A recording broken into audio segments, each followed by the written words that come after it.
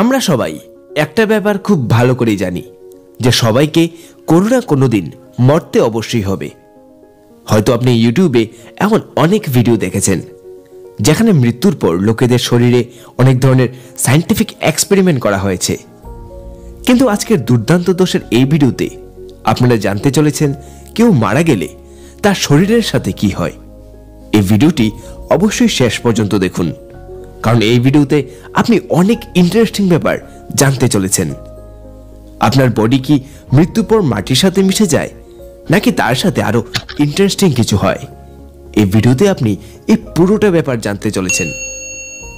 কোনো সাধারণ মানুষের পক্ষে এটা জানা সম্ভবই নয় যে মৃত্যুর পর মৃতদেহের শরীরের সাথে কি হয়, কারণ আমাদের ভারতবর্ষে মৃত্যুর পর মৃতদেহকে হয়তো পুড়িয়ে ফেলা হয়, নয়তো মাটিতে দাফন করে দেওয়া হয়। কোনো মানুষের ক্ষেত্রে মৃত্যু হঠাৎ হয়ে যাওয়া কিন্তু কোনো ঘটনা নয়। আসলে যদি আপনার শ্বাস প্রশ্বাস বন্ধ হয়ে যায়, আপনার হৃৎপিণ্ড যদি ধকধক করা বন্ধ করে দেয়, তবুও তার কিছুক্ষণ পরও আপনার ব্রেইন জীবিত থাকে। 2017 সালে US national library of medicine institute of health একটি স্টাডি পাবলিশ করেছিল, যেখানে মানুষের মৃত্যুর পর তার ব্রেইনের কার্যকলাপ রেকর্ড করা হয়েছিল। সায়েন্টিস্টদের মতে মৃত্যুর প্রায় 5 মিনিট পরও ব্রেনের মধ্যে ইলেকট্রোএনসেফালোগ্রাফিক রিডিংস অর্থাৎ ইইজি রেকর্ডিংকে অবজার্ভ করা গিয়েছিল। ইইজি রেকর্ডিং ব্রেনের ইলেকট্রিক্যাল সিগন্যালগুলোকে রেকর্ডিংসকে বলে। আমরা তো সবাই জানি যে আমাদের ব্রেনে ইনফরমেশন ইলেকট্রিক্যাল সিগন্যালসের মাধ্যমে পৌঁছায়, আর ইইজি রেকর্ডিং এই ইলেকট্রিক্যাল সিগন্যালসগুলোকে রিড করে। আর এই ইনস্টিটিউটের সায়েন্টিস্টরা মৃত্যুর প্রায় 5 মিনিট পর পর্যন্ত ব্রেনের মধ্যে ইলেকট্রিক্যাল সিগন্যালসকে মেজার করেছিল। সাধারণত কোনো হসপিটালের ডাক্তার কোনো রোগীকে তখন মৃত বলে ঘোষণা করে দেয় যখন রোগীর হার্ট ব্লাড পাম্প করা বন্ধ করে দেয়, অথবা যখন রোগী শ্বাস প্রশ্বাস নেওয়া বন্ধ করে দেয়, অথবা সে সময় যখন রোগীর চোখের মণি তীব্র লাইটের রিফ্লেক্সেও রিয়েক্ট করা বন্ধ করে দেয়। আমরা রোগীর মৃত্যুর 1 ঘন্টা পর থেকে শুরু করছি। মৃত্যুর 1 ঘন্টা পর আপনার শরীর পুরোপুরি রিল্যাক্সড হয়ে যাবে। এই অবস্থাটিকে প্রাইমারি ফ্ল্যাসিডিটি বলা হয়। সাধারণত এই অবস্থায় মুখ খুলে যায়।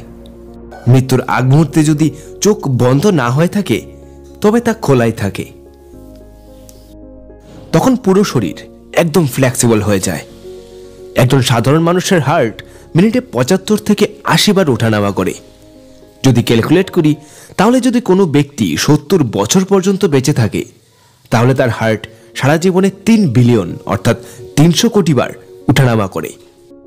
আপনার মৃত্যুর কয়েক মুহূর্ত পর আপনার হার্ট ব্লাড পাম্প করা বন্ধ করে দেবে, যার ফলে আপনার শরীরের প্রতিটা পার্টে তাজা রক্ত পৌঁছতে পারবে না। তা ধীরে ধীরে কালচে হতে শুরু করে দেবে। এই প্রসেসকে পোলার মর্টিস বলা হয়। আপনার শরীর আপনার নর্মাল টেম্পারেচার অর্থাৎ 37 ডিগ্রি সেলসিয়াস থেকে কমতে শুরু করে দেবে। প্রথম ঘন্টায় তা 2 ডিগ্রি অর্থাৎ 35 ডিগ্রিতে পৌঁছে যাবে, আর তারপর প্রতি ঘন্টায় 1 ডিগ্রি করে কমতেই থাকবে। মৃত্যুর 2 থেকে 6 ঘন্টা পর যখন আপনার বডিতে ব্লাড সার্কুলেট হচ্ছে না, তখন গ্র্যাভিটি আপনার বডি পার্টগুলোকে নিচের দিকে টানতে শুরু করে দেবে। এই অবস্থাকে লিগার মর্টিস বলা হয়। মৃত্যুর 3 ঘন্টা পর আপনার বডিতে কিছু কেমিক্যাল রিঅ্যাকশন হওয়া শুরু করে দেবে, যার ফলে আপনার বডি পুরো টাইট হয়ে যাবে। এই স্টেটকে রিগার মর্টিস বলা হয়। আর আপনার চোখ, জো আর আপনার গলা প্রথমত এই রিগার মর্টিসের শিকার হবে। এরপর থেকে আপনার পুরো শরীর রিগার মর্টিসের কবলে পড়ে আপনার পুরো বডিকে টাইট করে দেবে। যদিও এই রিগার মর্টিস প্রায় 12 ঘন্টা পর্যন্ত চলে, অর্থাৎ 12 ঘন্টা পর্যন্ত আপনার পুরো শরীর টাইট হতে থাকবে। তবে মৃত্যুর 6 থেকে 7 ঘন্টা পরই আপনার হাত আর পাকে নাড়ানো কষ্টকর ব্যাপার হয়ে যাবে। তখন আপনার কিছু ইন্টারনাল অর্গান, হাঁটু আর হাতের কবজির মতো কিছু অঙ্গই শুধু ফ্লেক্সিবল থেকে যায়, আর পুরো শরীর শক্ত হয়ে যায়। যদিও এইসব বিষয় আপনার জেন্ডার, ফিজিক্যাল হেলথ এবং অ্যাটমসফিয়ারের উপর ডিপেন্ড করে। এবার মৃত্যুর প্রায় 12 ঘন্টা পর অর্থাৎ রিগার মর্টিস তার শেষ পর্যায়ে পৌঁছানোর পর আপনার বডি আবার আস্তে আস্তে সফট হতে শুরু করে দেবে। তবে এবার সবচেয়ে প্রথম আপনার হাতের আঙ্গুল থেকে তা সফট হতে শুরু করবে। এরপর থেকে আস্তে আস্তে আপনার পুরো বডি সফট হয়ে যাবে। আর এমনটা হওয়ার কারণ হলো শরীরের ভেতর তখন অনেকগুলো কেমিক্যাল রিঅ্যাকশন হয়, আর তাছাড়াও ইন্টারনাল টিস্যুতে অনেক ধরনের চেঞ্জেস হয়। এই অবস্থাকে রিভার্স রিগর মর্টিস বলে। এই রিভার্স রিগর মর্টিস ধীরে ধীরে হয়, আর প্রায় 1 থেকে 3 দিন পর্যন্ত তা চলতে থাকে, তাও আবার টেম্পারেচারের উপর নির্ভর করে। মৃত্যুর প্রায় 48 ঘন্টা পর আপনার শরীরে যত মাংসপেশি আছে তা আবার এক এক করে রিল্যাক্স হতে শুরু করে দেবে। এই স্টেটকে সেকেন্ডারি ফ্ল্যাসিডিটি বলা হয়। তবে এটা তো তখন হয় যখন আপনার বডি অবজারভেশনে রাখা হয়, কিন্তু তখন কি হয় যখন আপনার বডিকে সাধারণভাবে অর্থাৎ ন্যাচারালি ডিকম্পোস্ট হতে দেওয়া হয়। একটি কোম্পানি আছে যাদের কাজ হলো ক্রাইম সিনের পর মৃতদেহকে হ্যান্ডেল করা এবং মৃতদেহকে পরিষ্কার করা। সেই কোম্পানির এক্সপার্টদের মতে মৃত্যুর কিছু সময় পর মৃতদেহের ভেতর থাকা কিছু এনজাইমস অনেক ধরনের গ্যাস বাড়ানো শুরু করে দেয়, যার ফলে শরীরের সাইজ অনেক বেশি বেড়ে যায়। কোনো কোনো কেস তো তার সাইজ ডাবল হতেও দেখা গেছে। অবজারভেশন ছাড়া যে বডিগুলো থাকে সেই বডিগুলোতে মাইক্রো অর্গানিজমস আর ব্যাকটেরিয়া তৈরি হয়, যার ফলে তা থেকে খুবই খারাপ গন্ধ বেরোতে থাকে, আর এই প্রক্রিয়াটাকে বলা হয় পিউট্রিফিকেশন। এরপর আপনার শরীরের সব সফট পার্ট যেমন ইন্টারনাল অর্গান, মাসেলস আর স্কিন তা গলতে শুরু করে দেয়, অর্থাৎ লিকুইফাই হয়ে যায়।